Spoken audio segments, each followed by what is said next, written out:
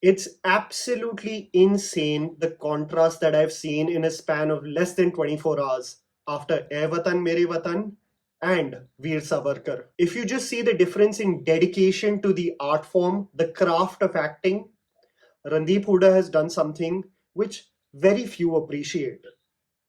Politics aside, history debates aside, from an artistic point of view, it's absolutely insane.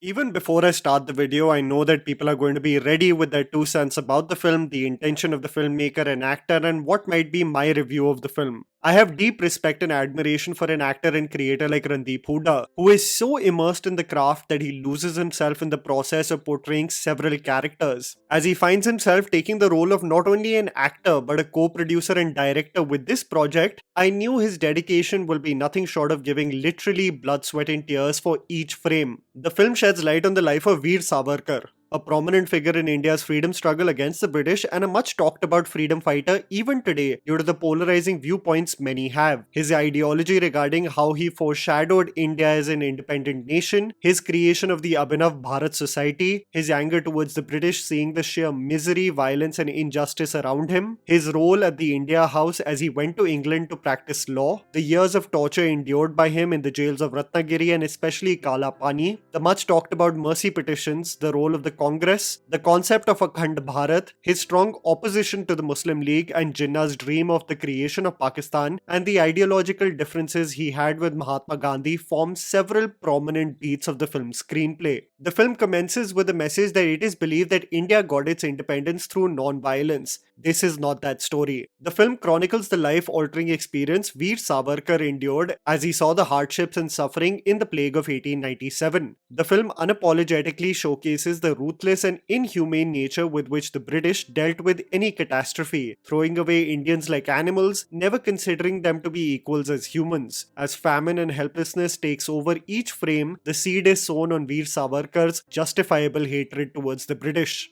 The introduction of Veer Savarkar presents Bhagat Singh talking about his inspirational words on the 1857 rebellion that moved him. And while it is deeply contentious whether Bhagat Singh was inspired by Savarkar, as one equates to Bhagat Singh being largely inspired by Marxist ideology, there are several accounts where Bhagat Singh is found to have penned down his appreciation for Savarkar and his pursuit for freedom against the British. You see the formative young years of Veer Savarkar and an informed and brilliant Randeep Hooda fully immersing himself in the role as he preaches to his college peers the dream of having a united India. Amit Syal playing the role of Ganesh Damodar Savarkar, while not as vocal and eloquent as his brother, is the guiding support throughout this movement. Ankita Lokhande as his wife Yamuna Bai, the anchor that stands by his side every step of the way, is proficient as well. The notion that constantly is inspiring for me is to see Savarkar preach out the ideology prioritizing the country over religion, while on the contrary, the British are adamant in making sure that Indians are in conflict with one another on the basis of precisely the same. Something that we find ourselves embroiled in even today. A British officer scoffs and says, "Let the dogs fight each other. Religion is our best tool." I love the way the film has been shot. The cinematography by Arvind Krishna truly looks like a labor of love, leaving no stone unturned as so many sequences of the film are shot in real locations. There is a transportive quality to the film, truly seeming like a passion project versus just a film made to take advantage of the political and social climate of the country today. The creation of Abhinav Bharat and Savarkar's constant pursuit of the larger goal in London is truly inspiring. As the years pass by and the small ripples of India's freedom fighters gather courage to give the British a taste of their own medicine, you see frames of our brave men getting hung, a recurring feature of the film as more and more brave hearts lay down their lives with a smile on their face. I must commend Mrinal Dutt in this film, who plays the role of Madan Lal Dhingra, a figure that Veer Savarkar crosses paths with in the India House in the UK. He leaves such a lasting impression as the exuberant, charming and brave freedom fighter who assassinated William Curzon Wiley. His court scene defending his actions and the hypothetical question posed to the British of an eventual German invasion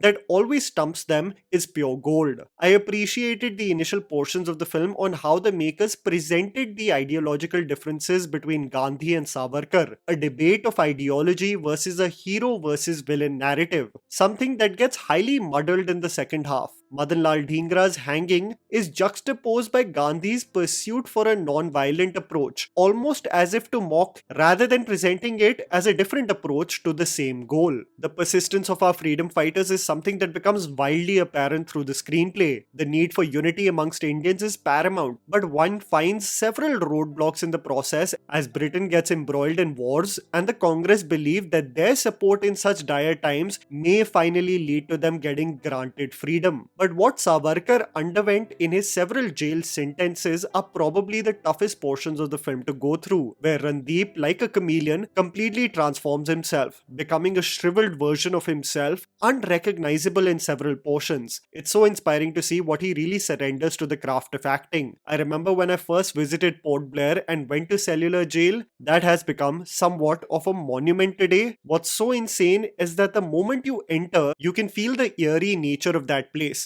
The sheer torture that our freedom fighters went through is in full display in what was essentially hell. The torture and the solitary confinement in which Savarkar was placed can still be visited today. And what's even more disturbing is that it is juxtaposed with a museum where you can see the lavish nature with which the Britishers stayed on the island and tormented our brave men. To see the same torture techniques I only read about being acted out on the big screen was extremely disturbing. And when people belittle these experiences, it really does put into context the privileged lives we live today and how flippantly we look back at the most disturbing chapters of history. The whip Savarkar faces as the visuals are placed in contrast to the princely states bowing down to George V, the new emperor of India, really defeats you from within. The film does reference the mercy petitions written by Veer Savarkar while in cellular jail in Kalapani, while the film defends the same almost to act as a smoke screen so that Savarkar can actively work on the ground in the mainland. It is debatable about the intention behind writing the same. Is it the birth of years of torture?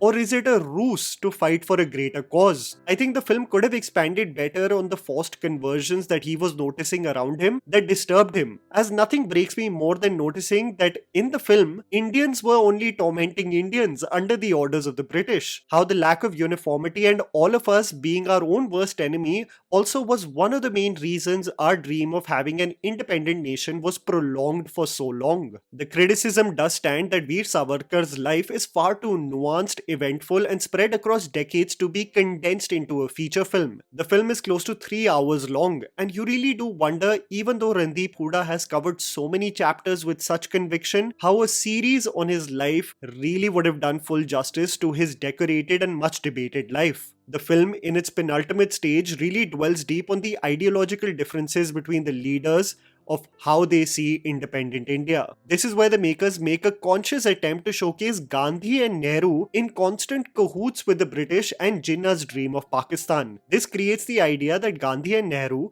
always were slaves to the interest of the British versus thinking about their own countrymen and the cause of India, which I felt lacked nuance, especially for a film that constantly showcases even Savarkar as a man who isn't perfect. There is a brilliant scene which was present in the 2001 Hindi film as well that presents the debate between Gandhi and Savarkar as they discuss the caste system and their opinion on forced conversions. What's however the most debatable portion of the film is where Savarkar is also showcased to have inspired Subhash Chandra Bose and his creation of the Azad Hind Fauj. Subhash Chandra Bose's grandson opposes any inspiration as he claims his grandfather was opposed to the creation of the Hindu Mahasabha, of which Savarkar was an active leader. But several accounts also allude to the two freedom fighters meeting as well and sharing several ideas of the course of action they should take against the British, as both believed in taking up arms. Historical debates aside, something that is inevitable and will be largely debated regarding this film, I can say one thing with utmost sincerity, and it is that Randeep Hooda from an artistic level leaves no stone unturned in playing Veer Savarkar with utmost conviction.